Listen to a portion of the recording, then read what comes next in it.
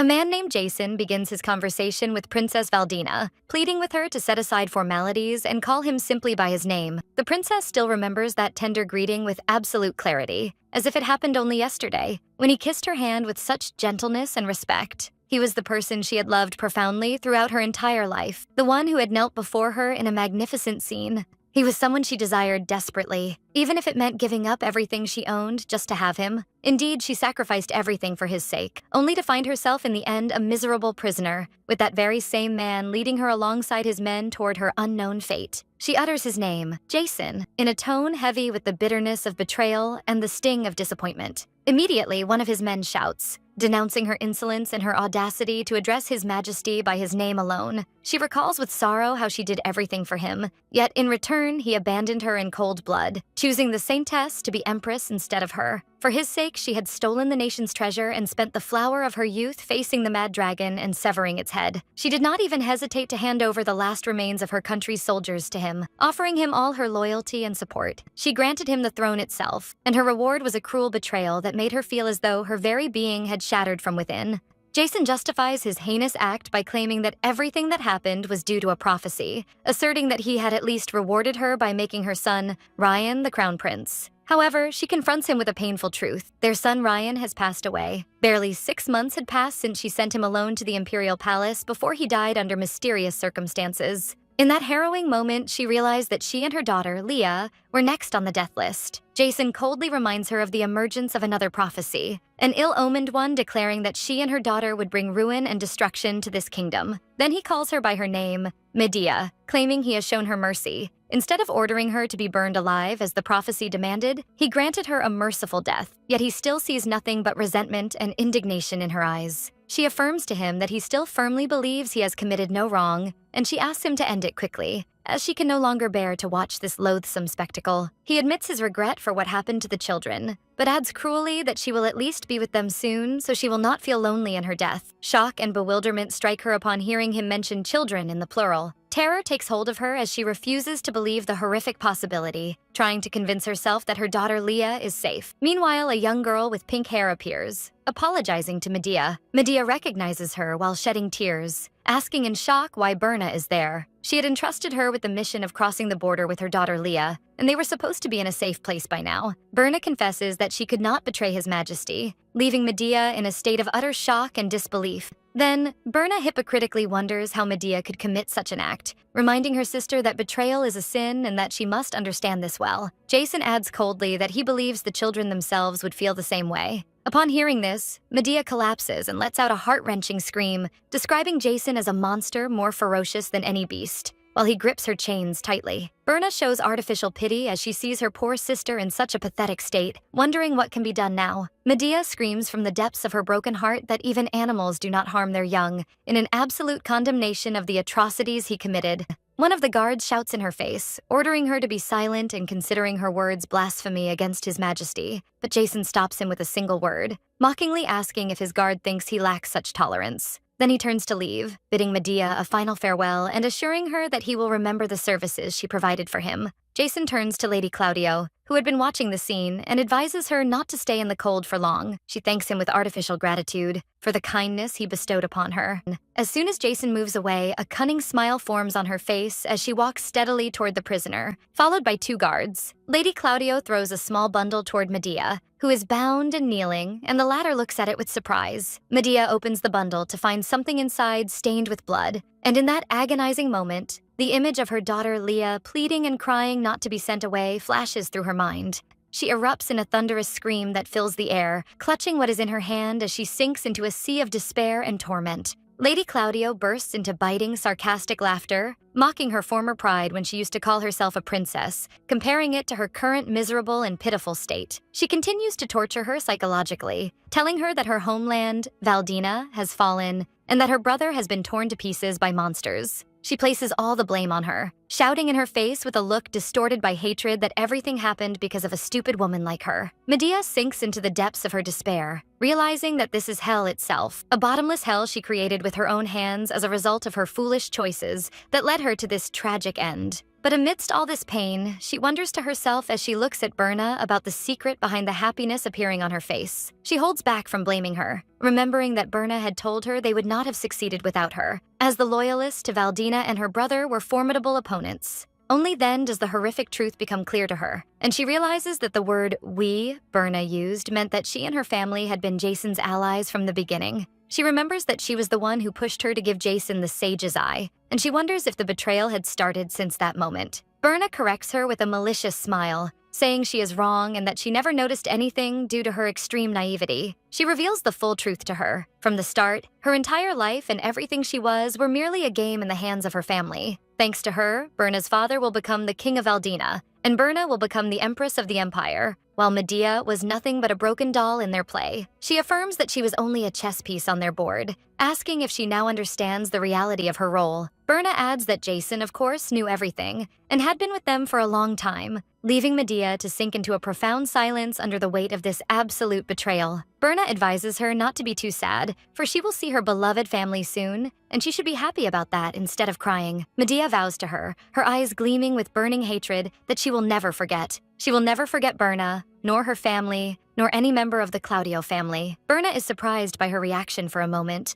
while a drop of blood falls to the ground, signaling the end of one life and the beginning of another. She suddenly opens her eyes to a voice calling her, "Your Highness." She finds herself in front of a mirror, with one of her maids asking for her opinion on the new crown, while the other repeats her call with concern. She realizes she has traveled back in time, finding herself in her luxurious room, wearing elegant clothes and a crown adorning her head. She touches her face in bewilderment, wondering what happened, as she feels no pain. On the contrary, she feels an incredible lightness in her body. She recalls her previous state, a frail body exhausted by torture and barely breathing, and notices now that there are no scars on her skin. She looks at her hands in astonishment, discovering that the countless wounds she sustained during her military campaigns have completely disappeared. She realizes that what is happening around her is more vivid and real than just being hell, and she wonders if she has become young once again. Her eyes suddenly widen as she asks eagerly about the whereabouts of someone named Belius. One of her maids shows signs of confusion and politely asks her to repeat her question. She clarifies that she is asking about her older brother and insists on knowing if he is still alive. The two maids exchange worried glances, and one of them attributes her strange talk to the possibility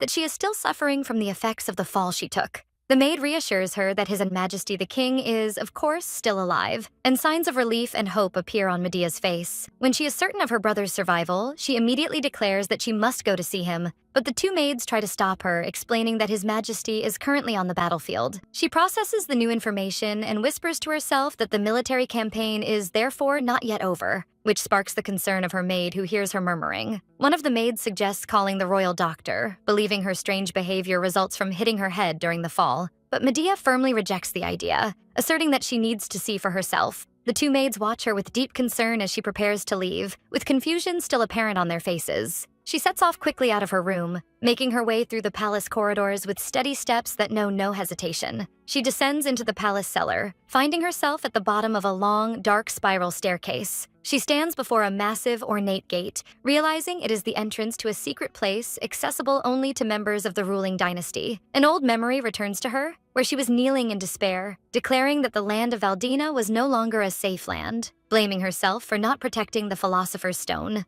In that memory, her brother, King Belius, appears comforting her, assuring her that he does not blame her for anything, and that all he cares about is for her to stay alive. Then he adds with a kind smile that she must be happy, which was what his little sister yearned for. She returns to her reality and tries to calm her racing breath, repeating to herself the maid's words that confirmed her brother is still alive. Then she moves toward the door. She concludes that as long as her brother is alive, the Philosopher's Stone must still be safe in its place. She enters the secret chamber and finds the Philosopher's Stone, a glowing blue crystal floating above a stone pedestal, and she breathes a sigh of relief, confirming it is still there. She gazes at the stone with tearful eyes, realizing that its existence means she can save her brother. She remembers how Berna used to tell her in the past about the suffering of Grand Duke Jason, and that the Philosopher's Stone was the only way to heal him. She also remembers her uncle's words, who tried to convince her that the Philosopher's Stone was nothing but a legend, and that they could borrow it for a while and then return it. He continued to persuade her that if relations between the two kingdoms improved, Belius would understand.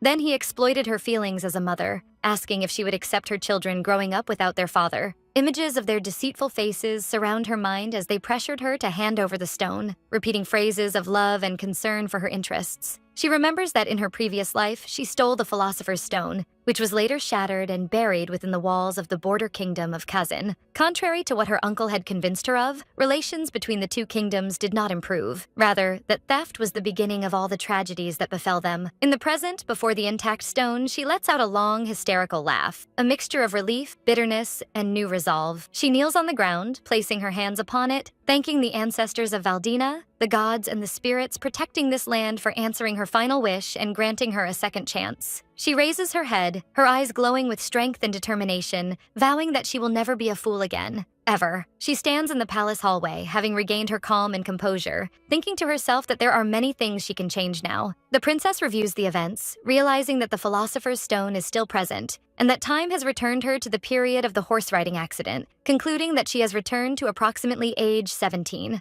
She remembers that at that age, she was on her way to a tea party when she fell from her horse. On that day when she almost lost her life, the maid Nariel threw herself into danger to save her. And when she woke up and learned of her departure from the palace, she felt deep sadness. She had been told that Nariel left because she feared for her life if she continued to serve a fallen princess, and that any other place would be better than this palace, which puzzles the princess in her present. She stands on the balcony, lost in her thoughts, fully certain that Nariel was not the type to leave without a trace or a word of farewell. Meanwhile, her ears catch the conversation of two maids, as one tells the other that a woman named Gina is beating one of the maids in the princess's palace. She realizes from their talk that the maid in question is that strange girl who gave up the rank of knight to serve the princess. They mention she was rigid in her dealings, which provoked the head maid, and that they are using the riding accident as an excuse to get rid of her permanently. One of them wonders about the logic of this, as everyone saw the maid saving the princess, but the other replies decisively that the head maid's word is law, and that they can twist the truth however they wish.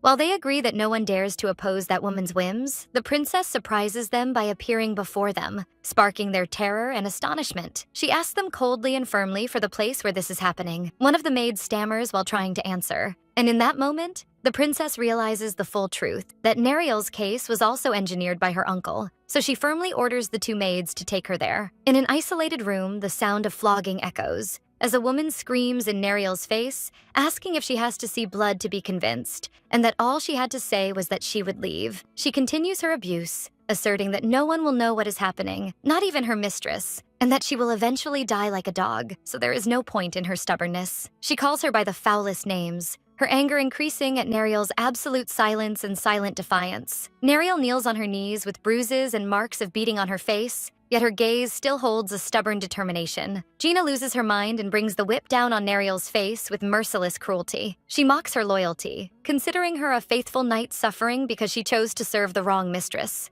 She raises her whip again, threatening her and asking if she wishes for death. But before she can strike, a hand grips her arm forcefully, causing her to freeze in her tracks. Shocked and stunned, she discovers that the one who stopped her is Princess Medea herself, who has grabbed the whip with her other hand, and Gina calls her name in disbelief. The wounded Nariel stares at the princess in amazement, not believing her eyes, wondering how her highness reached this place. The princess snatches the whip from Gina's hand with force and violence, leaving her in a state of shock. Gina screams, denouncing her action, and the princess replies coldly, saying that this is her question to Gina. Then she asks in an authoritative tone that accepts no argument who gave her permission to drag her maid away and beat her in this humiliating manner. The answer comes from another voice, as the head maid appearing at the entrance says that she is the one who did it. The head maid asks the princess insolently about the meaning of this shameful behavior emanating from her. Gina bows to the head maid, who appears as if she had been waiting for this exact moment. The princess recalls in her mind how this head maid, in exchange for being a puppet in the hands of her uncle and the Minister of Palace Affairs,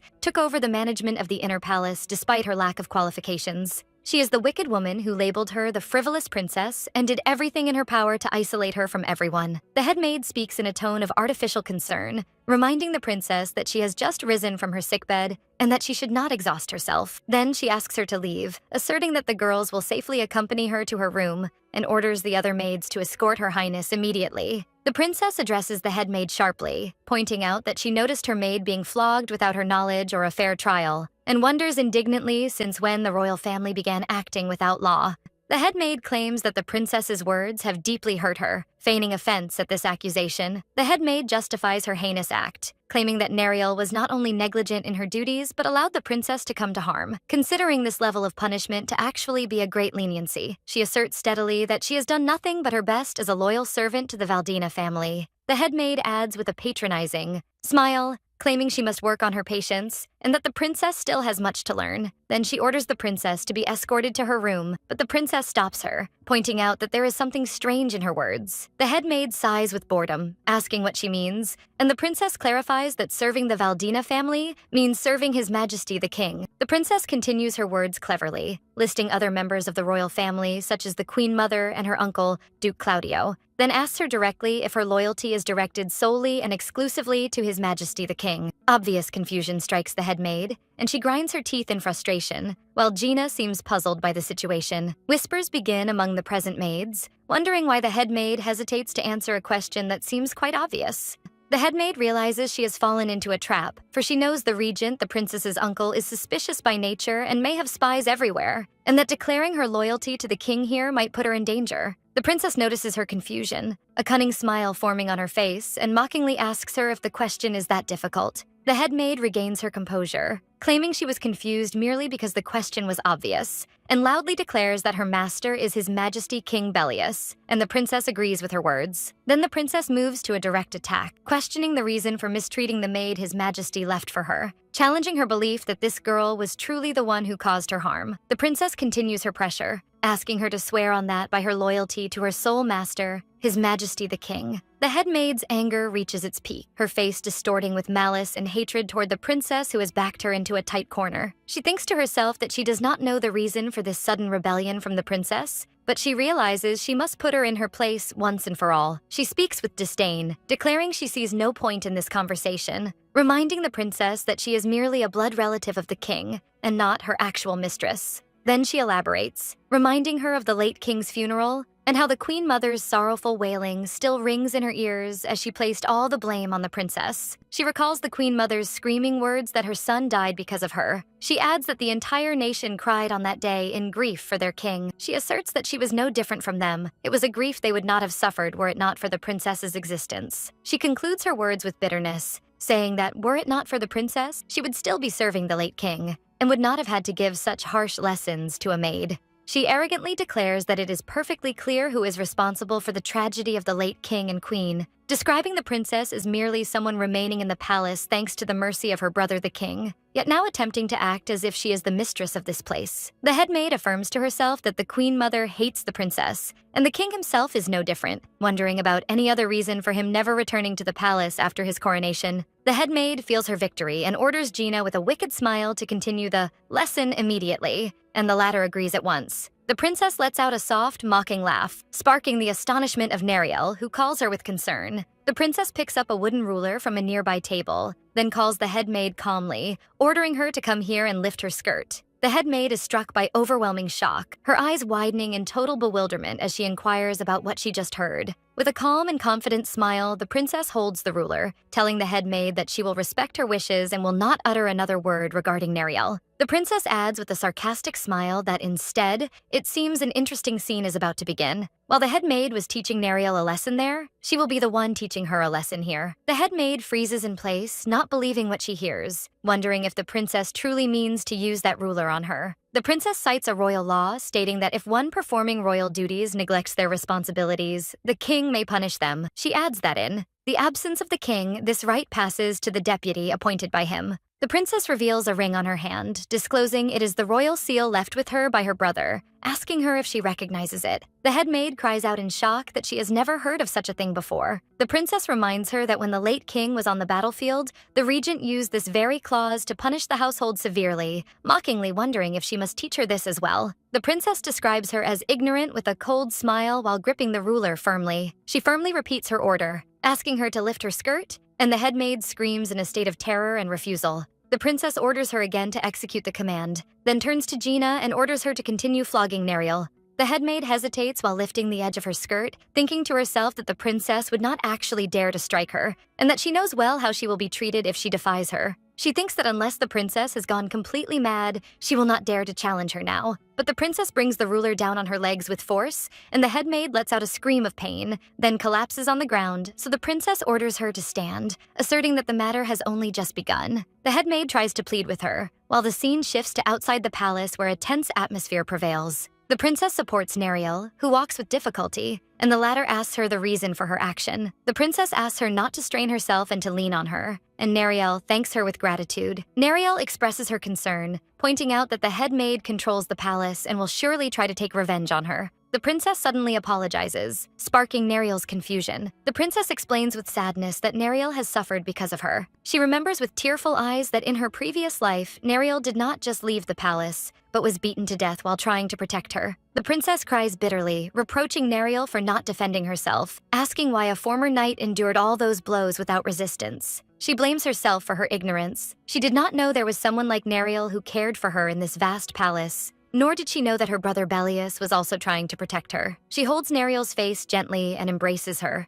vowing that this will never happen again. She stands in the sun-drenched corridor, confirming her promise to Nariel and herself. The next day, in the 2nd district of Valdina's capital, a man bursts into one of the offices calling for his superior. He tells him that today's most discussed topic is what happened in Valdina Palace, where it is said the princess flogged the headmaid. The man says the headmaid tried to expel the princess's maid, and that maid was a student of the captain of the royal guard, thus a source of annoyance to the regent. He laughs, adding that the headmaid flogged the princess's maid, so the princess flogged the headmaid, and it is said the latter fell from a single blow, indicating the princess possesses a strong hand. His superior coldly wonders if there is even a princess in Valdina at all. The man answers him that she is the only sister of the current king, who is said to be cursed and to have devoured her parents. This talk piques his interest and his question about the meaning of cursed. The man continues his talk with his master, explaining that the story of the cursed princess, which cannot be heard without shedding tears, happened about 10 years ago. He goes on to narrate the story, pointing out that the previous king and queen went together to fight a war in which victory was almost certain. However, the little princess left behind sent a letter expressing how much she missed her parents, and due to their overflowing emotions, the king and queen decided to return to see her. On their way back to Valdina, they were ambushed by hired assassins and met their deaths, leaving the little princess alone before their coffins. Naturally, the kingdom lost the war. The entire country fell into deep shock, and afterward the queen mother pursued the 7-year-old princess relentlessly. The man concludes his story by explaining that for a long time, everyone placed all the blame on the cursed princess, showing an illustration in a book depicting a monster and a little girl. His dark-haired master mocks all the fuss made over a single child, commenting that they talk much about curses, though they have never seen a true curse. The man stammers, confused by his master's reaction, and tries to ask him if he is all right. The dark-haired man stares at his gloved hand, saying bitterly that 3 years have already passed. 3 years of suffering under the weight of what is called the petrification curse. An image flashes in his memory of him wearing armor, his body surrounded by a dark aura, while one of the knights calls him Your Highness. A voice echoes in his mind, telling him that he will not stop his body from withering, making him look more somber. He describes his country as pathetic for a nation famous for its brave knights, then asks his follower if he is right, pointing out that there must be a reason for the country's collapse despite possessing such power. The follower agrees with his words, then changes the subject, pointing out that the hated princess has awakened, wondering if she will hold out until the end, and suggests monitoring her palace because things have become interesting. His master asks him if he feels bored, then inquires if he has found the priestess of Shadia, capable of lifting his curse. The follower answers him that they are still tracking her, and the last place she was seen was Valdina, but her trace vanished at the border. He adds that it is not easy to find a people who were wiped out long ago, to the extent that the Pope and the previous emperor failed to find them. His master tells him he talks too much, so the follower realizes his mistake and assures his master that he is combing every inch of Valdina's border, wagering his life that the priestess is in the royal palace. His master warns him with a terrifying look that his wager must be correct,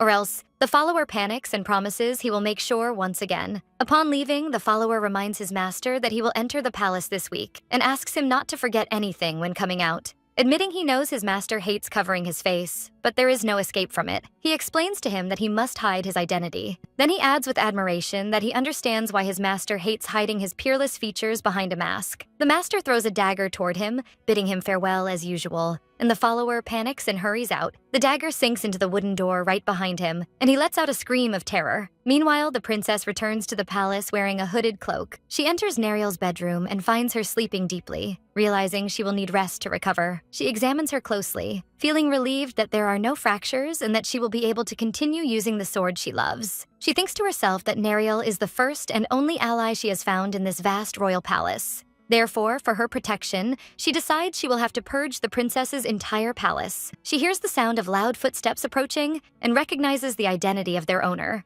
A lady with red hair bursts into the room screaming, calling the princess, "Your Highness," wondering what mistake she committed. She stands before the princess and tells her she did nothing but convey her words literally. The princess addresses herself, pointing out that the first one who must be purged is her chief maid, Meryl, and asks her in that moment the reason for all this noise. Meryl reminds the princess that she was the one who ordered her to speak to the head maid, and that she was present at the tea party where the princess fell from her horse, and that she values justice. But the woman in charge of the kitchen suddenly slapped her. She adds that when she returned, she found her room had been swapped with Nariel's room. The princess listens to her calmly, then comments that it must have been painful, and advises her to apply some medicine. Meryl is stunned by the princess's cold reaction. The princess mockingly asks her if she wants her to apply the medicine herself, so Meryl becomes confused and stammers in her answer. Meryl thinks to herself that the princess will not understand the situation, and that all this time she had enjoyed the princess's favor simply because she was her nurse's daughter. The princess recalls in her mind how she used to forgive Meryl for everything, despite her inappropriate clothes for a maid and her insolent behavior, believing she was her only confidant. She continues remembering her until the day she sold her to the rebels during the coup. Meryl breaks her train of thought, angrily wondering how she dared to swap her room without telling her. The princess thinks to herself of her bitter truth, remembering that she sold her life in exchange for the position of her cousin's wife, and now she is rebelling for something as trivial as a room change, asking her if she must seek her permission to care for one of her retinue. Meryl tries to defend herself, but the princess interrupts her, pointing out that her insolence increases boundlessly every time she sees her. The princess tells her that she seems so unwell that she cannot judge the situation, and advises her to take some rest, adding that she will not need to work either. Meryl seethes with rage, not believing this is happening after all that groveling at her feet, and describes her in her mind as being of hybrid royal blood, half of it from a lowly wandering dancer. The princess tries to leave, so Meryl shouts after her, asking her to wait. But before she reaches her, Nariel suddenly jumps from her bed and attacks her. The princess turns at the last moment while strands of Meryl's red hair fly in the air. In an instant, Nariel suddenly appears, placing a sword at Meryl's neck, ordering her to stay away from her highness. She warns her with a sharp look that the next step will be severing her neck. Meryl screams in her face, calling her a madwoman and how she dares to do that. But Nariel cuts her neck slightly. Nariel warns her that if she recklessly extends her hand toward her highness, she will break all her fingers. Meryl retreats backward, then rushes out of the room. The princess addresses Nariel, pointing out that she has not rested enough, and Nariel answers that this much is sufficient. The princess contemplates Nariel's steel-like body and how she used only her left arm due to her injury without any hesitation, realizing she is strong enough to rival the 7-star knights of Kazan. The princess declares that Nariel will be her personal escort from today onward, and Nariel agrees immediately. Then she orders her to gather all the maids of the princess's palace. The maids gather before her, and the princess declares she has gathered them to redistribute the tasks she will entrust to them. She directs her words to 2 of the maids who were previously talking about her, telling them that from now on they will be responsible for her clothes and adornment, which sparks their astonishment. The 2 new maids exchange conversation happily, considering the princess's dismissal of Maril a great stroke of luck for them. But soon their features change, and they tell the princess of a strange occurrence when they went to receive today's supplies, so the princess asks them to tell her in detail. One of the maids explains that despite the availability of dry wood, the supply official at the Ministry of Interior insisted they take only the wet and moldy wood, and the other adds they prevented ordinary maids from entering their palace. The princess sighs, realizing that what is happening is the head maid's revenge after she rebuked her yesterday.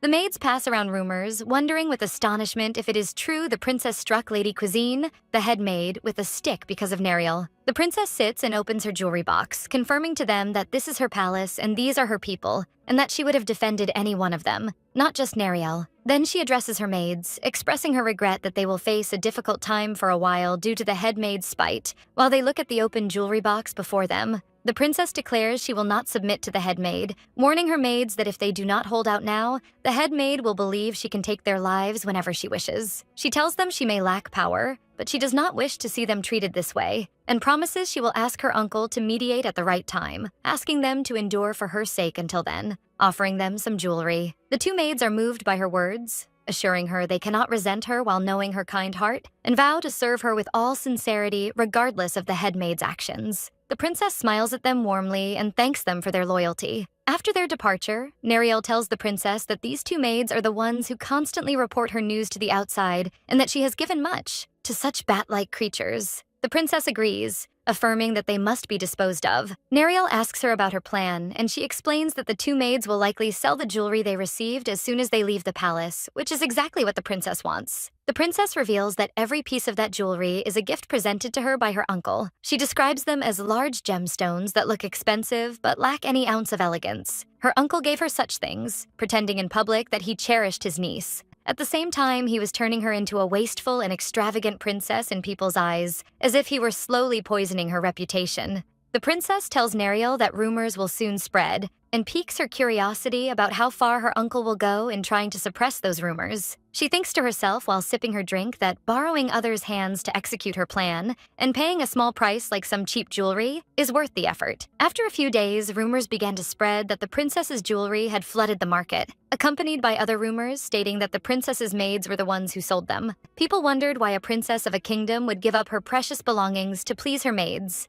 And fortunately, while these rumors spread, the head maid's harassment of the princess continued steadily. But this time, eyes had accidentally turned toward the princess's palace. The tongues of the palace maids who had filled their bellies with her jewelry became lighter and more toxic than usual, and the royal palace, which was supposed to be a respectable place, began to be stained with rumors of disobedience and rebellion. The main rumor spread like wildfire. They say the head maid is torturing the princess. The scene returns to the blonde man who tells his superior that the Princess of Valdina is apparently facing violent retaliation. He lists the head maid's tricks, which are no less cunning than the tricks of their Western lady, from mixing sand in the food to smearing the bedding with scents that attract vermin, and adds that the circulating rumors have become more exaggerated, turning into something like urban legends. His master comments coldly while sitting before a chessboard, mockingly wondering if they have nothing better to do, given that they planted someone in the princess's palace. His follower justifies his interest by saying he thought there might be some useful information, then comments pityingly on the poor princess's state, who seems to be barely holding out even after offering the jewelry given to her by the regent duke. His master is surprised, wondering if she truly gave up her jewelry. So the follower confirms that all of it was put on the market, listing some names of the gemstones, pointing out they are the type the nouveau riche go mad for. His master falls silent for a moment, then wonders while looking at the chess pieces before him if the princess is naive or just stupid, and if she truly thought she could gain the maid's loyalty that way. The dark-haired master poses a hypothesis to his follower, wondering if there is another purpose for the princess's actions, sparking his follower's confusion. The master moves a chess pawn forward, declaring its promotion to a queen, causing a shock to his follower who screams that his bishop will be lost. The master looks with piercing golden eyes and explains that it rarely happens, but there are times when the weakest and least significant existence devours everything. He adds that the question now is how this pawn will change and what it will devour, or if it will be devoured instead. He grips the promoted pawn, commenting that the matter is interesting. Elsewhere, the two traitorous maids are being dragged violently, screaming and wondering where they are being taken. One of them, tied with ropes, wonders about the reason for this sudden action. Another lady appears, rebuking them for their chatter after committing acts that do not value their lives, and declares they are no longer followers of the princess's palace from today onward. She adds that countless maids of the royal palace clearly witnessed the shameful sight of them conspiring to torture the princess, then framing the head maid. The two maids scream that this is impossible and a lie, claiming they are innocent and the harassment was the head maid's doing. One of them pleads for help, while the other shouts that the head maid is trying to drag them down with her, and that their princess will not stand idly by. The princess arrives and wonders what is happening.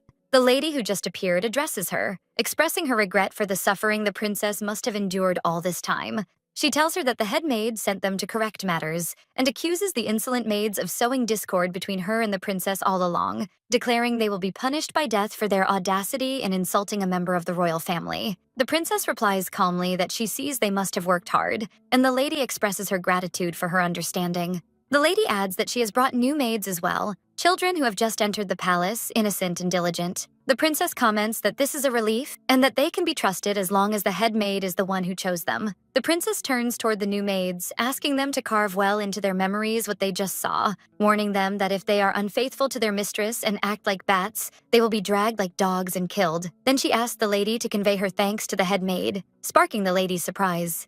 The princess explains with a mysterious smile that thanks to her, she has lightened her workload. The lady stares at the princess with concern, wondering about the secret of her smile, and a terrifying possibility comes to her mind. She wonders to herself if the princess used the head maid on purpose. Neriel asks the princess if she knew in advance that the head maid would move this way. The princess answers with a cunning smile, confirming she knew, and explains that the nobles whose spies were suddenly purged from her palace will begin monitoring her uncle, and on the other hand, her uncle will suspect the head maid and his rivals. The princess asks Neriel who she thinks her uncle will place the blame on, the nobles or the head maid, and the princess herself answers that at least it will not be her.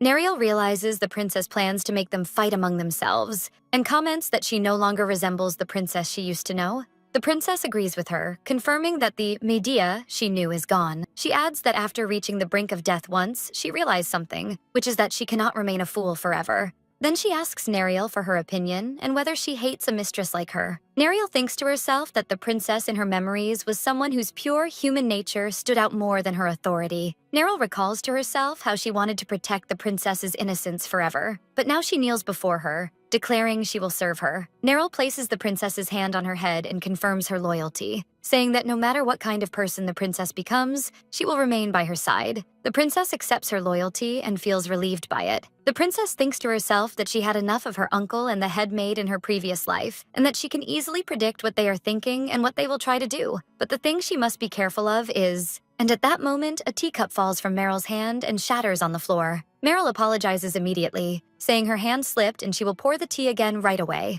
The princess thinks to herself that this is an unfamiliar situation she hasn't experienced before. She had heard that Meryl hid quickly when the maids were taken and that she survived cleverly. She concludes that Meryl might be trying to win her favor, fearing she might end up the same way, so she offers her raspberry tea, reminding her that she once said the tea Meryl prepares is the best. She adds that she adjusted the temperature perfectly, just as the princess likes it, slightly cooled. The princess refuses the tea, saying she is not in a good mood right now and asks her to come back later, but Meryl pleads with her. She tells the princess that she went out at dawn and picked these raspberries until her knees were completely soaked. She urges her to take just one sip. Painful memories flood the princess's mind as she sees Berna forcing her to drink something and hears Jason's voice expressing regret about the children and her daughter's voice calling her mother. The princess screams at her to stop and pushes the cup from Meryl's hand, causing it to fall and spill. The princess rebukes her, saying that her words do not even reach her ears, and wonders how many times she must tell her. Meryl kneels on the floor, begging for forgiveness, claiming she made a mistake. The princess coldly orders someone to take Meryl away. Meryl begs the princess not to hate her, saying that everything that happened was her fault. Meryl arrives in a hurry and asks the princess if she is okay. The princess replies that it is nothing. She asks Meryl to keep a close eye on Meryl. The princess adds that she noticed Meryl was wearing a beautiful bracelet, and that it was impossible for her to have bought it with her own money. The princess looks at the wreckage of the cup on the floor and notices that Meryl was wearing something on her hand, a trumpet flower pattern. She realizes that the bracelet she saw bears a pattern circulated only by a few members of the imperial family in the Kazan Empire. She thinks to herself that Meryl is a clever girl and asks her to be good bait. Meryl goes out in disguise and heads to a secret place. She enters a dark room where a silver-haired young man greets her, calling her by name. Her features change into happy expressions, and she calls him Samon, telling him she missed him dearly. It appears that this young man is the young Duke Claudio, Samon Claudio, who asks her what happened, as he heard that all of Medea's maids had been replaced, and she replies that she couldn't do anything. Meryl tells Samon that the princess suddenly pushed her aside, wondering what she was supposed to do, but Samon interrupts her, surprised that Medea would do such a thing.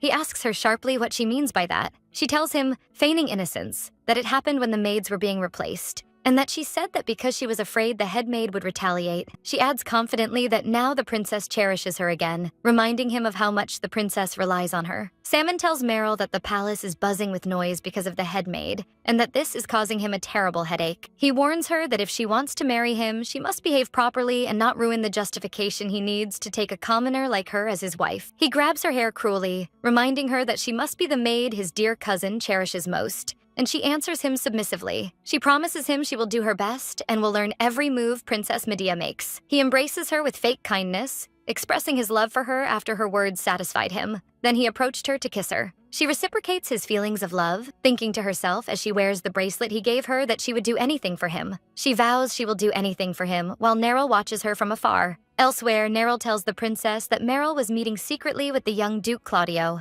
Neril adds that if the bracelet Meryl is wearing is indeed a gift from the young Duke, it means the Claudio Duchy is in contact with the Kazan imperial family. The princess decides to wait and see for now, then draws Neril's attention to a more important matter. The princess asks her about the location of her master, Marquis Gilivos. Neril replies that she believes he is staying in a small residence outside the capital, so the princess asks if she is thinking of meeting him, and the princess answers in the affirmative, confirming that Valdina still needs him. The princess explains to Neril that the Claudio family didn't just contact the Kazan Empire. She adds that she doubts Salmon realizes the bracelet he gave Meryl to win her heart could be evidence of treason. The princess concludes that her uncle believes now is the perfect time to usurp the throne, while her brother Belius is away in a war of conquest. Neril is shocked, wondering if the princess means that Duke Claudio is preparing for a rebellion. The princess explains that the Emperor of Kazan has no desire to see Valdina grow stronger, and that Belius launched this illogical campaign specifically to escape the Empire's grip. The princess summarizes the situation. Her brother has become a common enemy to both the Empire and their uncle. She remembers that in her previous life, a particularly harsh winter hit Valdina, and the Kazan Empire promised to provide food aid. But at the last moment, they made excuses and refused to send help. All the people's anger and blame turned toward King Belius, and a rebellion broke out, which was actually a fabricated uprising led by fake rebels planted by the Claudio family.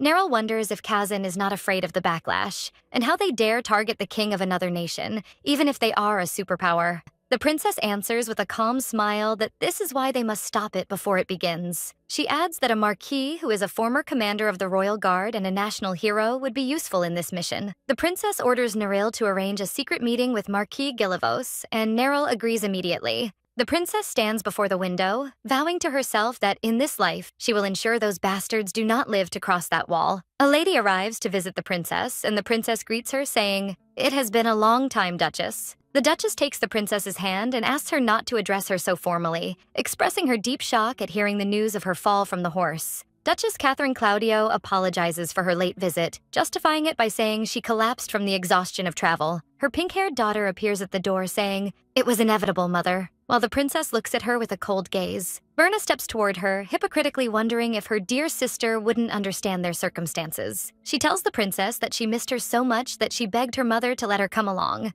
and the princess replies that she missed her too. The princess thinks to herself that the enemies of her family and country are etched into the marrow of her bones. The princess squeezes her hands tightly, thinking that when she remembers Leah and Ryan, she wants to tear them to pieces at this very moment, but the time has not yet come. She vows to herself that she will bind them slowly and precisely, until they reach the utmost pain imaginable. The Duchess asks the princess if her head hurts and advises her not to underestimate the effects of the fall, telling her she brought a doctor described as godlike in Kazan to examine her. She explains that the doctor is waiting outside the palace gates because he is a citizen of the Empire and cannot enter freely, and asks the princess's permission to let him in. The princess thinks that bringing a doctor from a hostile nation into the palace is not safe. Berna intervenes, saying that her mother worked hard to bring him for her and that she doesn't know how many chests of gold were spent, so her mother tells her to stop chattering. The princess comments sarcastically that bringing someone from so far away must have cost her a lot, and Berna agrees enthusiastically. Berna adds that her mother went to the Kazan Empire herself to bring him, to the point that she sometimes can't tell who the real daughter is. The princess wonders in surprise if her Aunt Catherine went there personally, reminding her that they are still at war, and asks if the strict Prime Minister, Caesar, really allowed it. The Duchess rebukes her daughter Berna, then reassures the princess not to worry, as the doctor is simply the physician accompanying the upcoming Kazan delegation, has visited them early, and his identity is confirmed and reliable. The princess pretends to be convinced but rejects the offer, explaining that the palace doctor has already confirmed her safety and asks her aunt to rest from her worry. The Duchess feigns sadness, admitting she feels some sorrow, and asks the princess if she doubts the identity of the famous doctor she brought. She pretends to cry, apologizing for her boldness, but says she considers the princess like her daughter and wonders why the princess is trying to push her away. The princess remembers that in the past, she was stupid enough to believe this was true love. The princess apologizes to her Aunt Catherine, explaining that she appreciates the feelings, but they do not seem sincere to her heart. Berna screams in protest, asking her sister what is wrong with her today and how she can speak this way. The princess replies to her that she cannot agree with her Aunt Catherine's words, so the latter asks what she means by that. The princess tells her aunt that she knows exactly what she means, and that she certainly knows the kind of treatment she has been enduring since her conflict with the head maid. The princess asks her how she was quick enough to notice her slight annoyance now, yet she didn't know that all her maids had been replaced. The princess pretends to understand, saying she realizes the head maid is her aunt's close friend and that she must have been in an awkward position between her and her friend. The Duchess tries to deny it. The princess asks her Aunt Catherine if she would stay quiet like this if it were Berna who was subjected to this treatment. The princess adds that she might think of her as a daughter, but she can never be her real daughter, and that she finds this deeply disappointing. She asks them to leave, declaring she does not wish to see either of their faces for the rest of the day. The Duchess tries to stop the princess before she leaves the room, but the princess ignores her and slams the door shut behind her. The Duchess screams at her daughter, wondering why she had to say what she shouldn't have after the princess left. The Duchess sits tiredly, thinking she thought she had tamed the princess enough, but it seems her efforts were incomplete, and she blames the head maid for not doing her job properly.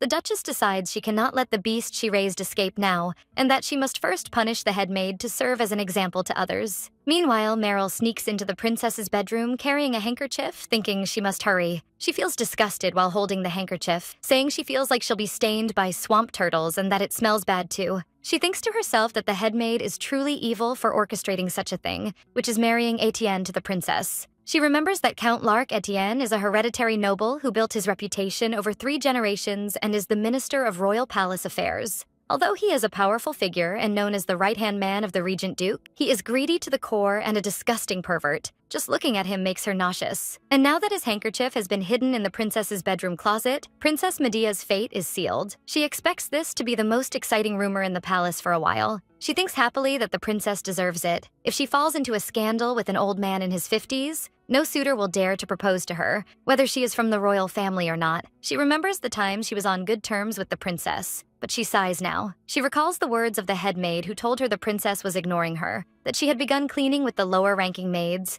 and that Neril had already taken her place. The head maid asks sarcastically if she will be the only one abandoned by the Regent Duke and advises her to find a way to survive as well. Meryl tells the head maid that the princess is from the royal family and wonders if she doesn't fear heaven's wrath. So the head maid promises her that if this matter is successfully resolved, she will enter her into a noble family, as her husband's nephew has no heir yet. She adds with an evil smile that if she lives a few years as their adopted daughter, she will become a noble lady. And once she becomes a noble, she can proudly become Salmon's mistress. Meryl puts the handkerchief in the drawer, thinking to herself not to resent her, for it was the princess who abandoned her first. Neril tells the princess that Meryl contacted the head maid the previous night, exactly as Her Highness said. She adds that she made sure she sneaked into the wardrobe near the princess's bedroom and hid something. Neril shows the handkerchief that Meryl hid to the princess, and the princess comments that it concerns Count Etienne, and that the head maid must be truly cornered. Neril describes the Duchess and her daughter as despicable creatures, and tells the princess that she can get rid of 2 or 3 bodies without leaving a trace if she only gives the order.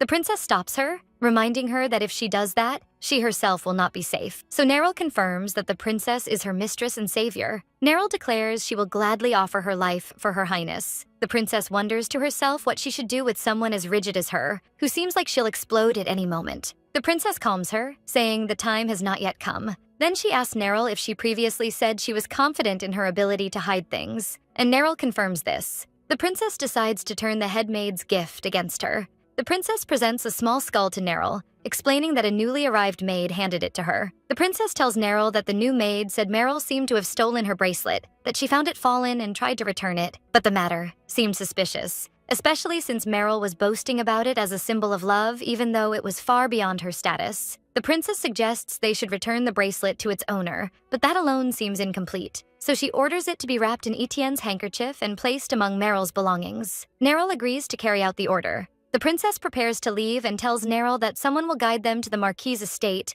and that her colleague is waiting with the carriage. The princess wonders if this colleague is also a disciple of Marquis Gilivos, and Neril confirms this, describing him as a bit rude but extremely competent. Neril adds confidently that the princess will like him too. They exit through a side gate, and a young man waiting for them comments that he never expected to see a member of the royal family using this gate. He tells them that this is the gate the knights use when they sneak out. The princess thinks to herself that he is indeed rude. The young man greets the princess, commenting that he thought Neril had dug a new tunnel to get out, and that waiting a little shouldn't be a problem for a lowly person like him. Neril rebukes him, reminding him that he is before her highness and asking him to watch his manner, and the young man smiles broadly. The princess describes him to herself as a rogue, but sees that this is tolerable. Compared to the disdain and contempt she endured in her previous life, this is nothing. The princess tells Neril that it's okay, then addresses the young man, expressing her pleasure at meeting him and asking him to take them safely to the estate. The young man responds with confusion, then agrees. The princess turns toward the carriage and tells him they will set off now.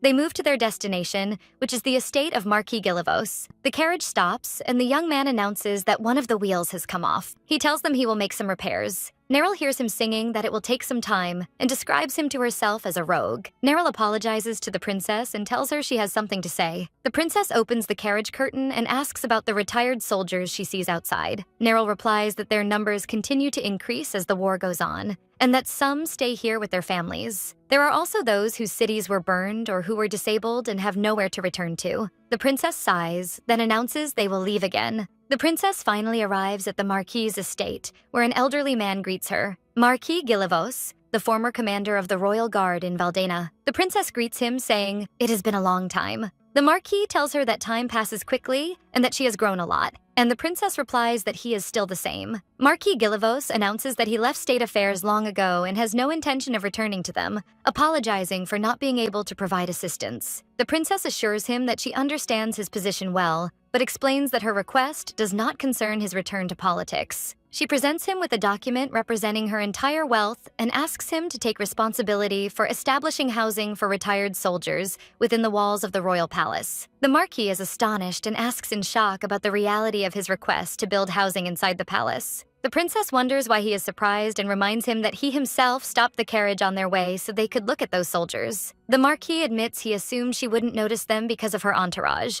who do not welcome them, but she replies wisely that turning a blind eye does not mean total ignorance. She explains the bitter reality to him. The royal family lacks the ability to help, and the nobles ignore the matter because there is no benefit. For this reason, she found no one else she trusted to take on this task besides him. The Marquis asks her why she is giving up her entire wealth for a useless mission. She replies simply and confidently that she is doing what she must do as a princess of Valdena. She recalls in her mind the tragedy of her previous life, where the anger of neglected soldiers accumulated amid hunger and misery. The heroes who fought for their country turned into rebels, and she is determined to ensure this painful fate does not repeat. She explains she could have asked Chancellor Caesar for this, but he doesn't care about the soldiers as much as the Marquis does. She confirms her absolute trust in him and his devotion to the people. The Marquis sinks into deep thought after hearing her words. On the way back, Neril asks the princess if she is okay. The princess answers calmly while holding the documents that she is fine. Neril expresses her confusion.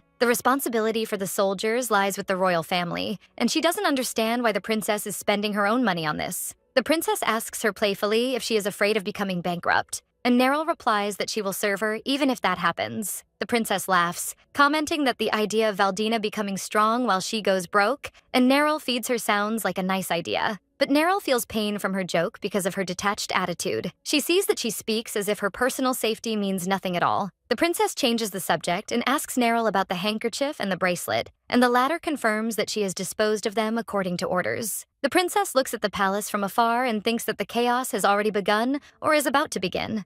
Meanwhile, the queen mother interrogates one of the maids angrily, asking what was found in the princess's bedroom. The maid tells her it is Count Etienne's handkerchief, while the head maid comments with a cunning smile that love has found its way to the princess. The queen mother erupts in anger, describing the situation as a scandal. She screams that this matter directly touches the honor of the royal family and orders Medea to be brought to her immediately. She vows with eyes flashing sparks that she will not let that girl escape punishment today. Princess Medea's entrance is announced, and she steps into the hall with confidence and composure. The princess bows to greet the queen mother respectfully, but the queen mother looks at her with great anger and immediately orders her to kneel. When the princess does not comply with her order, the queen mother explodes in rage and screams at her to kneel and ask for forgiveness immediately. The princess replies calmly that she will do what her grandmother asks, but she would first like to ask the reason for this sudden behavior. She adds that she is worried that excessive anger might harm her grandmother's health. The Queen Mother's anger increases at the princess's calmness, and she accuses her of feigning ignorance in this difficult situation. Then she reveals to her that the head maid has confessed everything and that the princess is hiding secret romantic feelings for a man.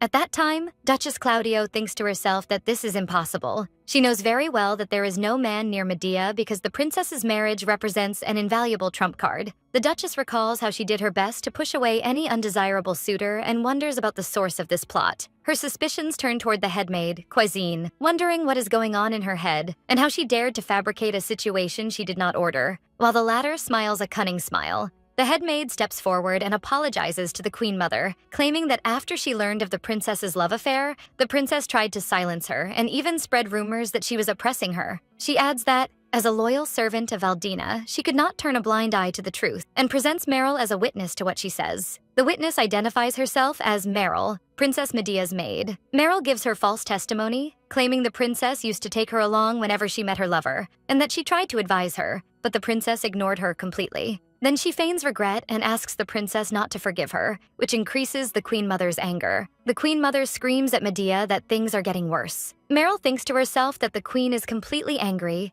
especially since the other party in this scandal is Count Etienne, and she begins to worry about the consequences. Meryl fears she will be locked in a convent for the rest of her life. She wonders in confusion why the princess pushed her away in the first place. The princess breaks the silence calmly, announcing that if she committed a sin, she would accept the punishment willingly, but points out that the whole matter is just a strange coincidence. She reminds everyone that Ms. Cuisine is someone she recently punished for violating royal laws, and that Meryl is a maid she dismissed because of her lack of loyalty and constant problems. Then she asks her grandmother directly if she is sure of the truth of their testimony. The head maid screams, accusing the princess of pretending to be innocent despite clear evidence. She presents Meryl again, and the latter cries out that the handkerchief is indeed a precious gift from the princess's lover. The Queen Mother announces wearily that she has already ordered a search of the princess's room, then orders a person named Pinatelli to be brought in. Baroness Pinatelli, the Queen Mother's closest aide, enters and greets her, announcing that she has returned after executing her orders. The Queen welcomes her, and the Baroness replies that she has only carried out her will. Then the Queen Mother asks her the decisive question of whether she found the evidence. Baroness Pinatelli confirms that she found the evidence and holds up a handkerchief belonging to Count Etienne, Minister of Royal Palace Affairs. But she drops a bombshell, explaining that the place where the handkerchief was found was not the princess's room, which shocks the Queen Mother. The Baroness reveals that the handkerchief was found in the room of the maid Meryl, who collapses in a state of panic and denial, asserting that it cannot be true. The princess watches the situation with calm and confidence, realizing that Meryl's attempts to feign innocence will be of no use, for Baroness Pinatelli will never act according to Meryl's whims. The scene goes back in memory to a few days ago, when the princess met the Baroness secretly, and the latter asked her about the sincerity of her intentions, and the princess confirmed it to her. She revealed to her that she knew about her father's case, who was unjustly executed, and promised to clear his name using the royal seal in her possession. The Baroness's father was the former minister of the royal palace, Sachin, who was executed based on a fabricated charge. The one who fabricated the charge was none other than the Regent Duke himself, which explains why he was never able to win the Baroness's loyalty. Returning to the present, the Baroness presents another piece of evidence, which is an ornate bracelet that was wrapped in the handkerchief, and confronts Meryl with it, asking her if she denies owning it. Meryl is shocked, wondering why it is there. The Baroness confirms to her that she seems to know her bracelet well. The Baroness tells the Queen Mother that the bracelet certainly belongs to Meryl, as several other maids witnessed her wearing it, so the Queen orders her to continue talking. Based on the fact that it was found wrapped in the handkerchief, the Baroness concludes that the Count must have given it to her as a token of affection.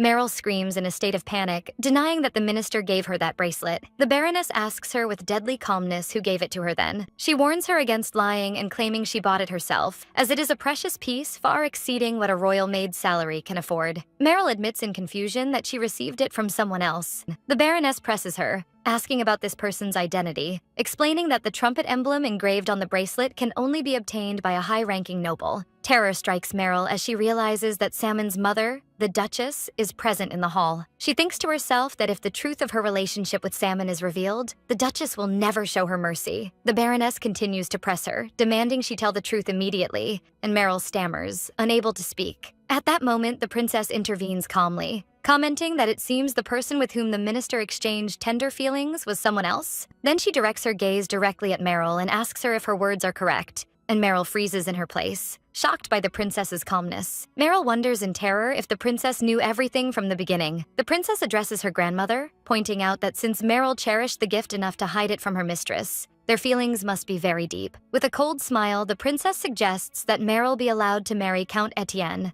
Meryl collapses on the floor, begging the princess to forgive her, admitting her mistake and promising not to repeat it. The princess replies sarcastically, wondering why she is asking for forgiveness while she is only supporting her true love, reminding her that Count Etienne is exactly the kind of husband she always wanted. Meryl denies it in terror and despair. She imagines her worst nightmares, finding herself the wife of Count Etienne instead of staying by the side of Samon, the man she loves. Meryl screams to herself in despair, rejecting the idea of spending the rest of her life with someone she described as an ugly old frog, asserting she would rather die than that fate. She collapses on the floor while admitting that everything she said was a lie from beginning to end. In a moment of despair, she clings to the princess's dress, admitting that the headmaid was the one who forced her to do it and ordered her to hide the Minister Etienne's handkerchief in her bedroom. She reveals that the headmaid claimed the Regent Duke was trying to dismiss her because of her quarrel with the princess, and so she decided to teach her a lesson. She begs the princess to believe her, justifying her act by saying she was blinded by the promise of being adopted by a noble family.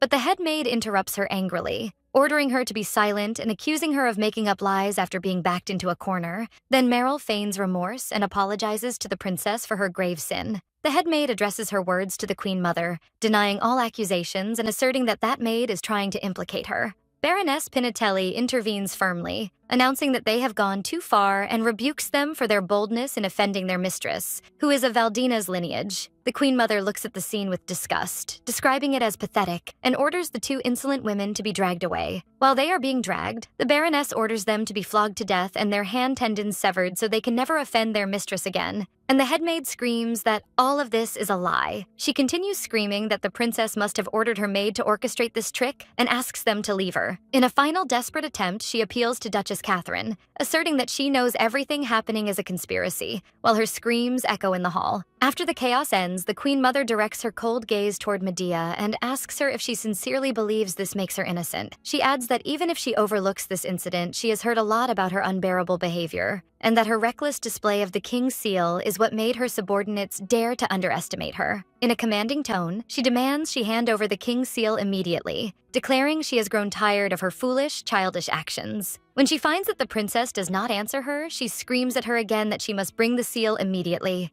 At that moment, the Duchess intervenes with artificial softness, asking the Queen Mother to calm down and asserting that her anger harms her health, claiming the princess certainly had no malicious intent and that she is still young and naive and doesn't understand the dynamics of power in the palace. The Queen Mother scoffs at the word naive, pointing out that even Berna, who is younger, behaves with greater dignity, and wonders how long she will have to endure this pathetic girl. The Duchess advises the princess to beg for forgiveness, suggesting that the Queen Mother might overlook the matter if she vows not to repeat it. The Queen Mother explodes in rage, accusing the princess of deliberate silence and of underestimating her because she is just an old woman trapped in the palace, asserting that her twisted heart will eventually destroy everyone around her. She screams that she is trying to push her to the grave, just as she did with her late son. The princess breaks her silence and answers with confidence and calmness that the seal is a sacred trust entrusted to her by His Majesty the King personally. She adds that regardless of the family ties that bind her to her grandmother, the king is the sole ruler of Valdina, and she can never violate a direct order from him. The Queen Mother and the Baroness are struck with shock and amazement at her response. Then the princess bows respectfully, saying that as the head of the royal family, she kindly asks her to take this into consideration. The Queen Mother is forced to admit the truth of her words, acknowledging she has no power to cancel a direct order from His Majesty. But as the head of the family, she cannot overlook her insolent behavior and orders her to go to the church and offer prayers of repentance while kneeling. She adds a harsh condition. She must remain there until the goddess herself grants her a revelation of forgiveness.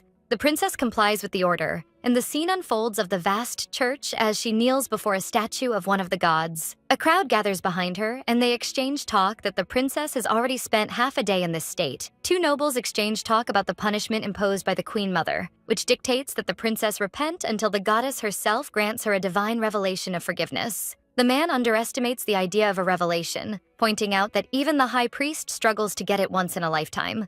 He concludes that this is nothing but an expression from the Queen Mother of her lack of intention to forgive the princess until her personal mood improves, while the princess remains kneeling in her isolation. As night falls, the princess continues her prayers with devotion before the statue of the goddess under the bright moonlight. Neril approaches her to offer her a blanket to warm her in the night cold, but the rest of the maids stop her, while the princess continues her prayer without moving. She continues her prayer while looking at the statue of the goddess rising tall in the clear night sky. Elsewhere, the Prime Minister of Valdina, Caesar Emil Regis, sighs as he watches the scene from afar. 3 days have already passed since the start of the princess's punishment, and he has been watching her silently from his office window. A masked man surprises him, commenting sarcastically on the change of their meeting place and hinting that Caesar's motive was very transparent. Caesar denies it, claiming it is just a coincidence, but the masked man does not seem convinced. The masked man confronts him with the spread of rumors about the princess throughout the royal palace, and that she has been in this state for 3 days, indicating his clear concern. Caesar insists it is a coincidence and asks him to move on to business affairs, wondering what a trading company dealing only in weapons is seeking inside Valdina. Caesar offers to overlook the matter using his power, which arouses the curiosity of the masked man. The masked man points out that Caesar would not make such an offer without something in return, so he asks him directly what he wants. Caesar breathes a sigh of relief as he reviews a document, realizing that with this large amount of money, the royal finances can be supported for some time. He has decided to accept a huge financial deal in return. The masked man goes back to thinking about the matter of the Princess of Valdina while watching her from the window. He watches the kneeling princess weakly and thinks to himself that even a newborn foal would be stronger than her. He wonders about the secret of her insistence on enduring with this stubbornness, and is she trying to elicit the sympathy of her hard-hearted grandmother? The masked man recalls his past, and how the emperor was trying to control him and tighten his grip. The more the attempts at control increased, the more he provoked his anger, realizing that the deeper wound is followed by deeper pity. Returning to the present, the masked man glimpses from the palace balcony the arrival of a new character. He immediately recognizes the identity of that man from his physical build. The incoming man tries to approach the princess, but one of the maids stops him, reminding him that it is an order from the queen. But he laughs dismissively, claiming it will only take a moment and that he will not disturb her prayer. He introduces himself arrogantly as the Minister of Palace Affairs, Count Larc Etienne. The Count insists he only wants to see the princess up close for a moment and pushes the maid aside. One of his guards grabs the maid to prevent her from intervening, and the maid describes his behavior as a lack of respect. But the Count replies with a lecherous smile, reminding them that he was at one time a candidate to be Her Highness's husband. He approaches the weak princess who is kneeling on her knees and reaches his hand toward her while calling her by name. But before his hand touches the princess, a stone is thrown that hits him accurately, and the Count screams in pain and surprise. While he examines his injured hand, wondering angrily about the perpetrator, another stone hits him. Count Etienne screams in terror that there is an attack and that someone is trying to assassinate him, while one of his guards rushes to him. The attendees gather in confusion, wondering what happened, while the Count continues his screaming, calling for protection and help. Nearby, Prime Minister Caesar wonders what is happening outside. The masked man leaves, telling him simply that there is nothing. The masked man leaves the palace with quick steps, and his follower catches up to him, calling out to him. His follower asks him to wait a bit while he brings the carriage, but the masked man insists on going with him. The follower wonders about the reason for his insistence, telling him that he is a person destined for the throne, and he will not allow him to be hit even by a drop of rain. Then he promises him that he will return quickly. The masked man thinks about the word throne, realizing that this destiny might not actually be his. As raindrops fall, he stands before the statue of the goddess and looks at the princess kneeling beneath it, describing her as cruel. He recalls in his mind his uncle's angry words, who wondered if he was truly of his blood and accused him of limitless cruelty, just like the one who devoured her mother. The masked man thinks about the irony of the situation. Being threatened by his own blood is a scene that is almost... And he is shocked when he sees that the princess falls to the ground from exhaustion. He stands shocked, unable to think about what he should do in this situation. The princess continues her prayer despite the rain that soaks her clothes and hair. Some maids arrive carrying umbrellas, while the princess thinks to herself that the time has not yet come. She resolves to endure a bit longer and continues her prayer before the statue of the goddess. Suddenly, the shadow of an umbrella appears over her, protecting her from the rain. The princess turns behind her, only to be surprised by the masked man moving away from her. She wonders about his identity, but he soon leaves with quick steps. The masked man smiles, commenting that she is putting on a very entertaining show. His follower catches up to him, calling him Master, and gently rebukes him for leaving the umbrella he gave him. Meanwhile, after 5 days have passed, the Queen Mother thinks angrily that the princess still refuses to surrender, and that she must be underestimating her. She wonders in confusion what she is trying to prove, for if she had simply asked for forgiveness, all of this would have ended. Baroness Pinatelli steps forward and asks permission to give her opinion, and the queen allows her to do so. The Baroness explains that she does not believe the princess is doing this out of stubbornness or defiance of the queen. Rather, given the constant sabotage by the head maid, she might simply be trying to defend herself. The queen scoffs at the idea of a princess being pushed around by her subordinates. But the Baroness continues, pointing out that the princess has no one to support her, so she was forced to fight alone. She adds that in fact, she found the head maid's behavior suspicious and wonders if there was another motive behind her actions. The Queen Mother agrees with her opinion, acknowledging that the matter is indeed strange. She thinks that the head maid was appointed by the second prince, Joaquin, and that if there was a problem, she was supposed to go to him. The Queen Mother wonders to herself in shock and disapproval why she specifically came to her. Baroness Pinatelli tells the Queen Mother that she took it upon herself to investigate the head maid's matter personally. The Queen is shocked as she reads the documents provided by the Baroness, discovering that the head maid, Cosine, was embezzling from the princess's property for her personal benefit. The Baroness confirms this, adding that she was pawning the princess's personal belongings. The Queen concludes that she now understands everything. The head maid orchestrated the entire incident because Medea uncovered her actions. The Queen Mother ignites with anger and vows against that woman who dared to use her to harm the princess. At that moment, one of the maids bursts into the room in a state of emergency and announces that Her Highness the Princess has collapsed. Princess Medea appears lying on the church floor, unconscious. The Queen Mother rushes to the place and wonders in shock how things reached this point, realizing that the princess's condition is much worse than she was told. The Queen rebukes those present angrily and asks them if they had stood idly by watching her until she reached this state.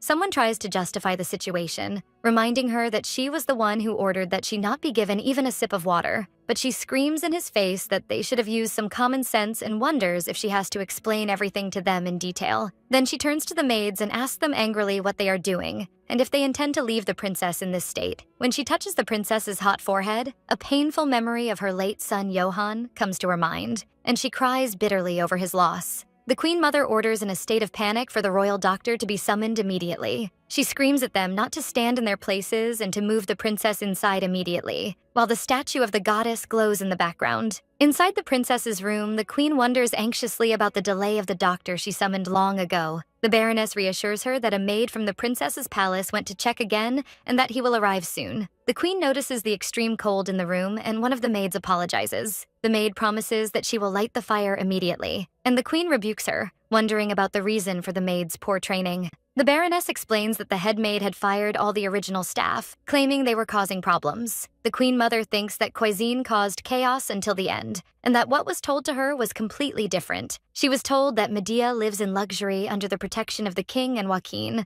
but now she sees no trace of extravagance. Rather, the place looks as if it has been abandoned for a long time. At that moment, the maid who was sent returns, and the queen asks her why she returned alone. The maid tells her in confusion that the royal doctor said he is currently too busy to visit the princess. The queen denounces this, wondering what could be so urgent as to postpone the treatment of a princess. And the maid answers hesitantly that Lady Claudio cut her finger with an invitation card. The queen erupts in anger and screams at the maid, denouncing the doctor's disregard for a summons from the royal family for a mere paper cut. The maid collapses on her knees and begs for forgiveness, while the queen realizes she has been immersed in her grief over the late king for too long, to the point that the king's only sister has been treated with such contempt. She orders the maid to go and summon the doctor again, warning her not to tell anyone of her presence there. Then she resolves that she must restore discipline to the royal family herself. Later, the doctor arrives, grumbling about all this fuss and wonders angrily if they are happy now with his return. The doctor wonders about the princess's location, pointing out that she is always collapsing, and he doesn't understand the reason for all this sudden panic and screaming. One of the maids points out to him that she is lying there. The doctor looks at her with indifference and comments that she looks fine and is not about to die,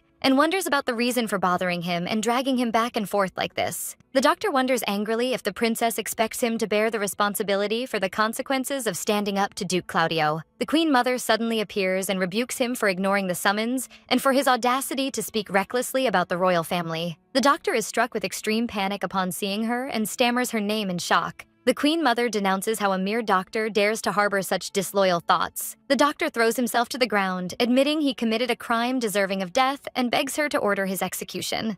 The queen looks at him coldly and tells him that if he wishes for death, perhaps she should grant his wish. Then she orders her guards to drag him out and announces she will punish him severely on the charge of high treason against the royal family and orders his stripping of his position as court physician. She adds another harsh punishment, which is preventing his entire clan from entering the capital for the rest of their lives. The doctor begs her not to do that. The queen leaves feeling exhausted and thinks about how far the princess's authority has declined. She returns to check on the princess lying in her bed and asks if her personal physician has arrived. One of those present tells her that he just arrived. The queen waits outside while the doctor examines the princess. Baroness Pinatelli reassures her, confirming that Lord Heritus will examine the princess thoroughly. After the examination, the queen asks the doctor about the princess's condition. The doctor apologizes for his bluntness, but confirms that her condition is very serious and vows to do everything in his power. He asks her to calm her anxiety and take some rest. The queen leaves and looks at a luxurious house lit up at night, which is the cottage where Duchess Claudio and her daughter are staying. She thinks with bitter irony how the place where the princess lives is abandoned,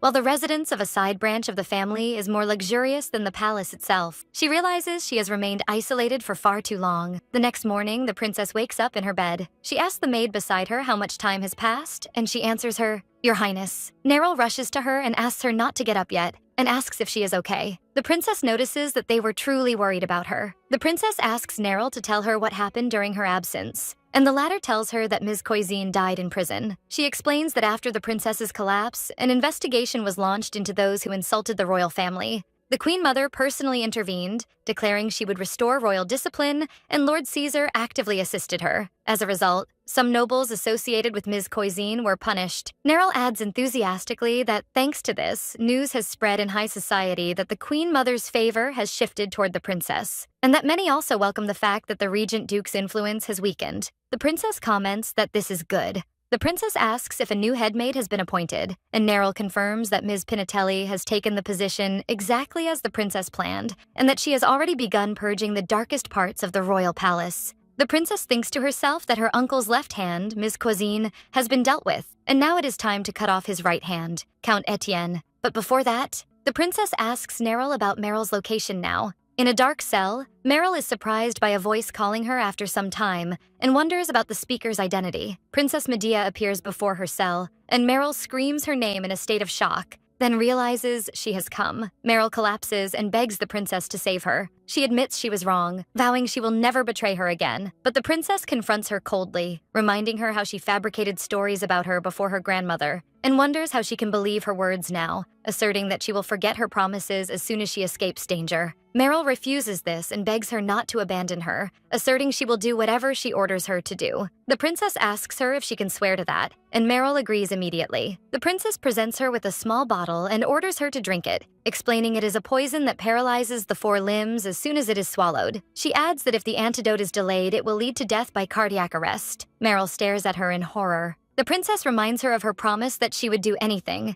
and asks her sarcastically if her oath was just a lie. Meryl reluctantly agrees, confirming she will do it. The princess reveals she knows of her relationship with the young Duke Claudio, Samon. She thinks to herself that Meryl is still useful for grabbing Claudio by his neck and crushing him. Later, Meryl presents the princess with a dress, and the princess agrees with her choice, pointing out that the humbler it looks, the better. The princess asks her if she has taken the antidote, and Meryl confirms this. The princess alerts her to the necessity of not missing the appointment, and that she must come regularly to receive the medicine. Baroness Pinatelli enters and tells the princess it is time to go, for the Queen Mother is waiting for her. The princess agrees to go. The princess sits down for tea with the Queen Mother and Berna. The Queen Mother comments that despite her illness for several days, her proper behavior indicates she has fully recovered. The princess thanks her for her concern, but Berna interrupts her rudely, wondering when her behavior became so refined, and accuses her of feigning ignorance before the etiquette teacher her mother appointed. The princess replies calmly that the teacher her aunt sent was teaching noble etiquette, which was different from what she needed to learn, so there was no escape. Berna screams that this is impossible and that she learned from that teacher too.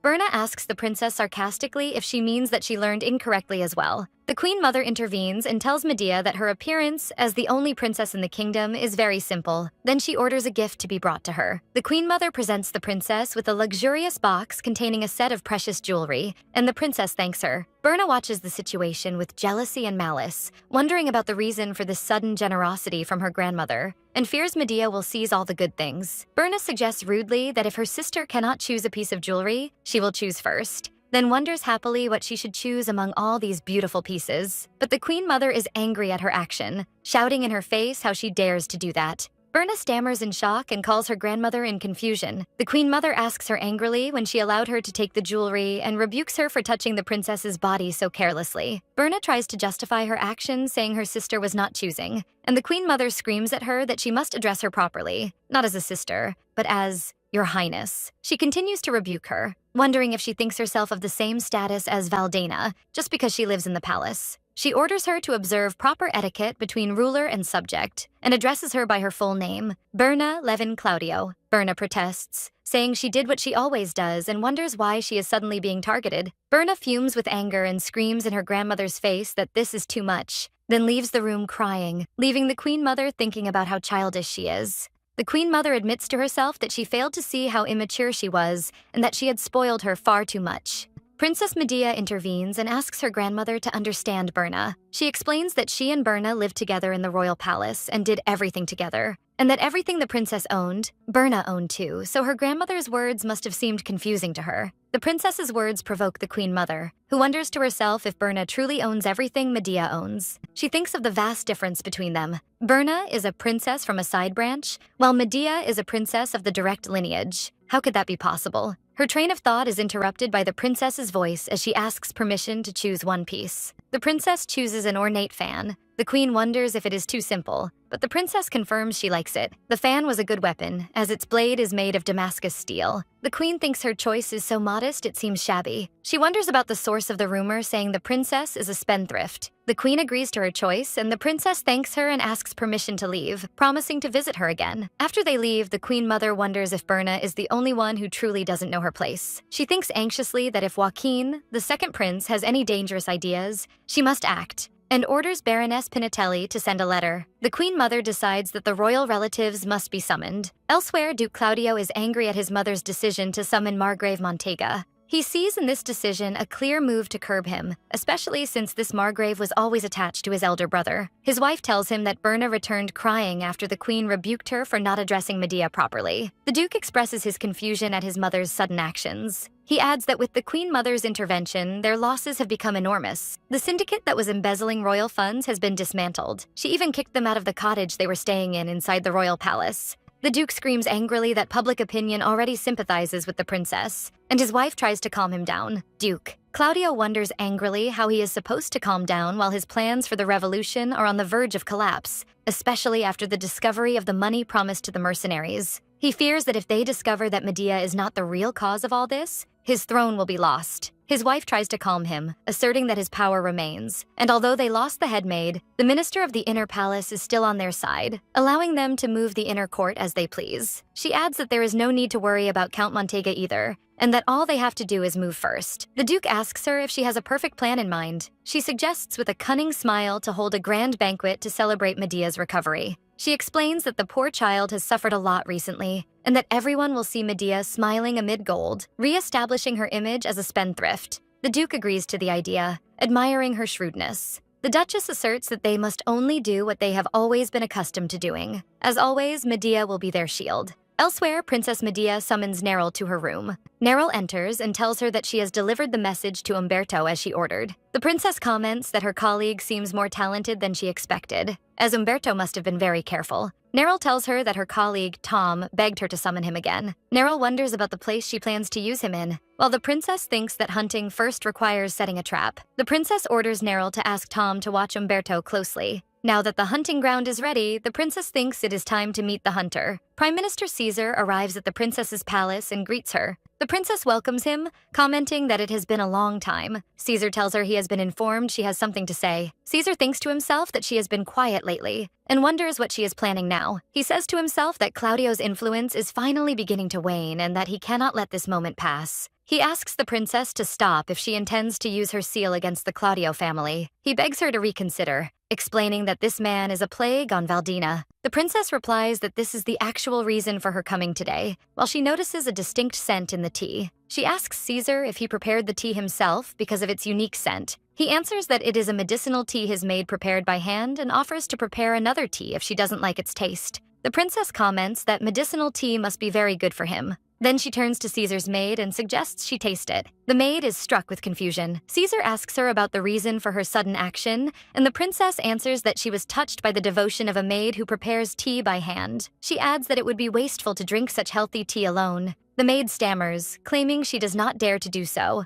The princess insists on the maid, asserting that she is making her repeat her words. Caesar intervenes, asking the princess to tell him the reason for her strange behavior. The princess approaches the maid and orders her to drink it. Terror strikes the maid and she freezes in her place. Caesar rises from his seat suddenly, calling the princess in an attempt to stop her. The princess asks the maid coldly for the reason for her refusal, wondering if it's because she cannot drink a poison that causes madness. Caesar is struck with overwhelming shock, while the princess explains to the maid that her master defends her without even knowing that he was the one who was swallowing the poison. The maid collapses on her knees, admitting she committed a mortal sin. She continues to cry and admit that she did it only because she was afraid for her life and begs the princess to forgive her. Caesar listens to her confession with amazement on his face. The maid begs to accept any punishment imposed on her, anything except that poison. Caesar rushes toward her, wondering what happened, and realizes the truth of the poison's existence. The maid admits crying that Duke Claudio threatened her and ordered her to make Mr. Caesar drink the tea regularly because it causes madness over time. The princess remembers that she also found it strange in her past life. That brilliant man, Caesar, suddenly and inexplicably retired, only to end up committing suicide after he was unable to endure the madness that took hold of him.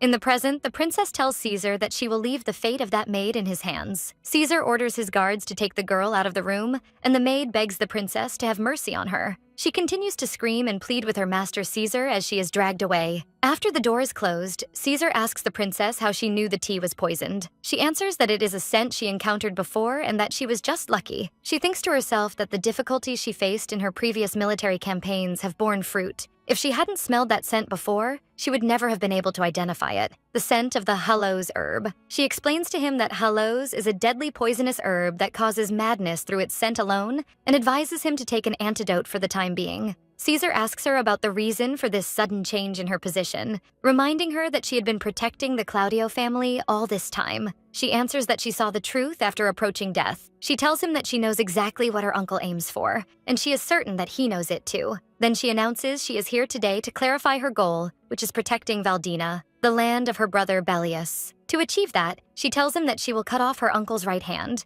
represented by Count Etienne, and that she wants his help in regaining control over his mana. Caesar comments that the Count is not an easy target but gladly agrees to help her. He asks her in the end to tell him her plan. The masked man's follower, Carlo, asks his master if he truly will not go to the banquet, pointing out the existence of an invitation addressed directly to him. But his master orders him to forget the matter. Carlo insists that as long as they are staying in Valdena, they should at least see Duke Claudio's face and suggests going to take a look at the banquet held to celebrate the princess's recovery. Carlo enthusiastically finds an invitation addressed to the Akan's mercenaries. Carlo comments sarcastically that they have certainly heard of his master's bad reputation and wonders if the matter isn't intriguing. His master calls him by name, Carlo. Carlo is struck with confusion, and his master orders him to go and bring a person named Terence immediately.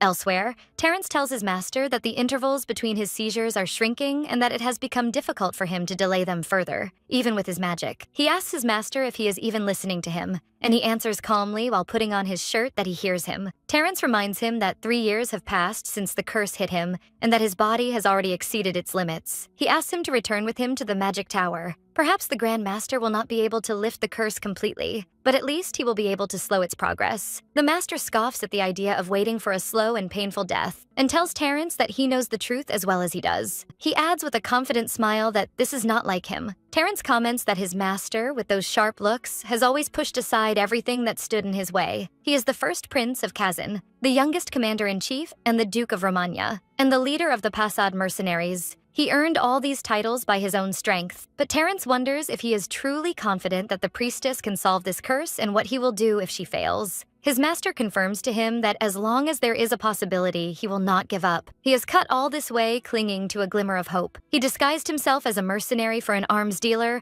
and made an unprofitable deal with Caesar, his colleague from the academy. Every moment that led to this situation was just a gamble, and he does not want a peaceful death. Meanwhile, Princess Medea arrives at a poor area. Neril suggests they return. But the princess insists on moving forward and confirms with Neril that the person she is looking for is a retired soldier. Neril clarifies that it is the family of a veteran. Neril wonders about the reason for their refusal to enter the veterans' village that the princess ordered to be built, and whether they hold a grudge against the royal family. The princess answers that she doesn't know and thinks about the Kessie Relief Center she tasked Marquis Gilavos with building. She remembers that although half of the veterans living outside the walls have entered its gates, many have not done so yet. She thinks anxiously that among them is the second-in-command of the rebel army that captured her in her previous life. She resolves that she needs to meet him before she decides whether she will keep him alive or kill him proactively. Her thought is interrupted by the sound of a quarrel, where a man is trying to steal bread from a small child. Neril intervenes, but the princess asks her only to make sure no one is hurt. As Neril steps forward, an old woman's voice calls the princess, addressing her as, "Oh, silver-haired young lady." She offers to read her fortune and tells her not to let her appearance deceive her, for she is the oldest and deepest tree rooted in this kingdom. Then she holds out her hand, offering to read her future. The princess refuses the fortune-teller's offer, thanking her and asserting that she already knows her future. But the fortune-teller insists, saying this is even more reason to see it, and asks her if this life shouldn't be different from her previous one. The princess reluctantly agrees, and the fortune-teller describes her decision as wise. The fortune-teller reveals 2 glowing crystal balls and tells her that this life will not be easy either. She adds that chaos stands in her way, and that it still obscures the celestial path and seeks to steal her light. But she reassures her not to worry, for there is a giant fallen star that will cut its way through the chaos that awaits her. The princess rejects this prophecy, asserting that she doesn't need any help and can handle the matter on her own. The fortune-teller mutters that it will be difficult, for there are bad and sticky things that have attached themselves to her. Then she calls her Miss and grabs her hand, asking her if she has heard of the Tears of the Dawn. The princess wonders in confusion about the meaning of Tears of the Dawn. The fortune-teller explains that this mysterious elixir carries the goddess's power and can erase everything in this world: illness, memories, and even fate itself, and that those tears will save the giant star. She grabs the princess's hand and tells her that the heavens cherish her deeply, so much that they obscured the starlight and moved the 12 constellations just to return time to her. She reminds her that in her veins flows the blood of the one who was once the wisest in the continent and who transmitted the goddess's will. And she confirms that she is the only one under heaven who can find those tears. Suddenly, the fortune-teller coughs blood. The princess suggests she see a doctor, but the fortune-teller refuses, considering this just a warning the heavens sent to her. She tells the princess that her heart is still as kind as it always was, and asks her to hurry on her way, for her time has not yet come. As the princess leaves, the fortune-teller asks her not to forget her words. The princess thinks about the tears of the dawn and the fallen giant star. Meanwhile, the masked man and his men arrive at the slum and pass by them.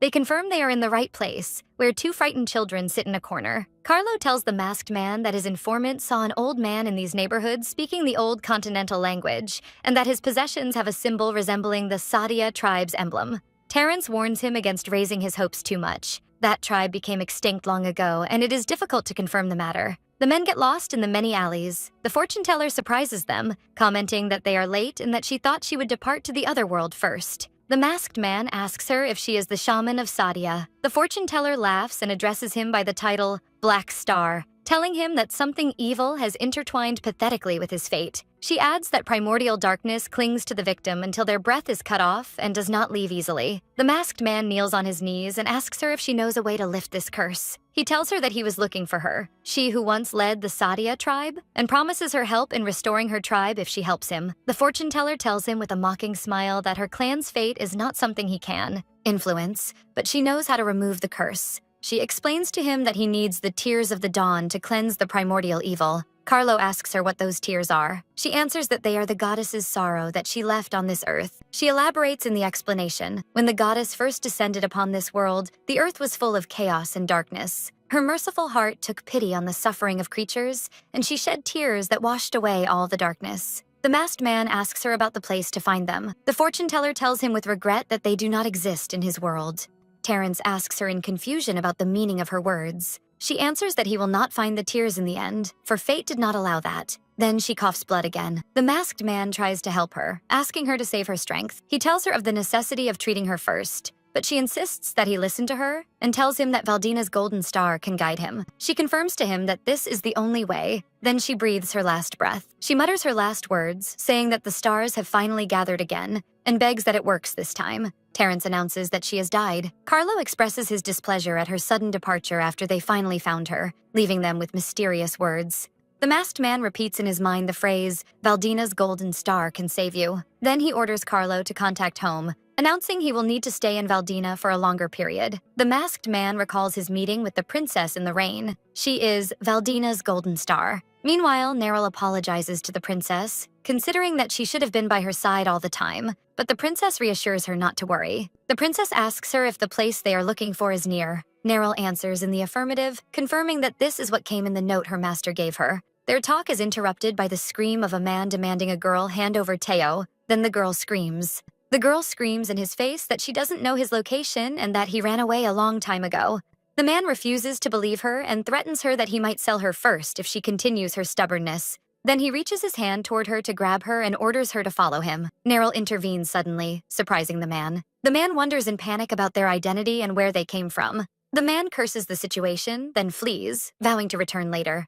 The girl thanks the princess for saving her. The princess asks her if her brother's name is Teo. The girl confirms this, explaining that he is her twin brother. The word twin arouses painful memories in the princess, where she sees herself fleeing from her pursuers. The princess recalls a scene from her previous life, where Teo issues the order for her arrest. The princess notices the striking resemblance between the girl in front of her and the Teo she met in her past life. The princess asks the girl if she lives here alone without a family, and she answers in the affirmative. She adds that her brother left home 3 years ago and that he sends news from time to time, but he says he cannot return home now. The princess concludes that 3 years ago, Teo must have already joined the rebel army by that time. The girl interrupts her train of thought, identifying her as the princess from the royal palace, as she had heard the man address her as Your Highness earlier. The girl begs the princess to take her with her because if she stays here, she will end up sold. The princess refuses her request, but tells her that she can provide a way for her to survive without needing to accompany her, as she keeps no one by her side. The girl tries to persuade her, asserting that she can do any work, even secret tasks or things the princess might feel uncomfortable asking others to do. The princess warns her that she might regret taking her as her lady, but the girl insists that this is her choice and that it is okay. The princess finally agrees and asks her to come with her. The princess extends her hand, and the girl joyfully places her hand in hers, agreeing immediately. Meanwhile, armed men were surrounding the place and listening to their discussion.